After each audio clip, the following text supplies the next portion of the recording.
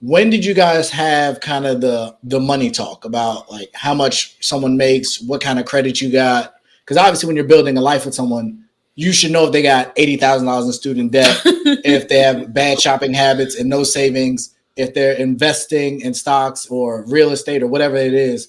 So, at what point or how early on did you guys start having that kind of conversation? Because I tend to have that conversation the first 2 to 3 dates, so I know who the heck I'm dealing with, and I don't waste my time and money. Wow, Mr. Money. No, like he's for real. Like I think before we even got exclusive for real, like we'd had multiple conversations about money and finance. I mean, if memory serves me right, Ray's pretty cheap. At least back, Ray was pretty cheap on it. Ray's frugal. Okay. So by frugal, I mean I wear a lot of name brand things, but I'm not paying regular price for it. So I Yeah. live and I travel and I'm going to do stuff, but I'm not going to waste money to do it. It's like we travel a ton, but we travel maybe at the not the peak season because it's cheaper to not travel. That's why I went to Myrtle Beach on Valentine's Day. I know it was cheap. Because it was cheaper and we had a great time, and it allows us to stretch our money or stretch our timeshare points. But maybe it wasn't Vegas in July, which was not a good idea because it was super hot.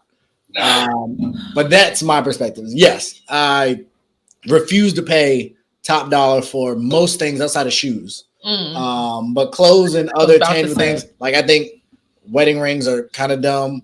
I think there's some other things in life that people waste money on. We've been talking about. We were looking at Birkin bag prices earlier today because we were looking at something like that's absurd. I'm not getting a Birkin. That was not why we were looking. There was a $240,000 bag that was like this big. Like that's more than our house almost. And we live in Northern Virginia. Like that's absurd. So stuff like that, absolutely not. And to the earlier conversation, I'm not taking you on a bunch of $80, $90 dates, and you ain't about to commit to me. You ain't pimping me yet.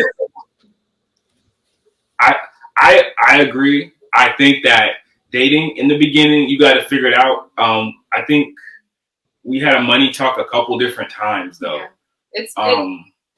Our money talk has evolved over the years, and also within our jobs as well. Of course, when he was in the military and things like that, it was a different money status. And then once he transitioned into civilian life, we reevaluated our budget and just went from there. So it's kind of like it's always evolving. And so that was honestly our money conversation. It's like, hey, you make this, I make this. Let's go ahead and put our money into one pot. And then you have X amount of dollars per pay period. I have X amount of dollars per pay period. We have our joint savings accounts. He has his individual savings account. I have my individual saving account, and we just go from there.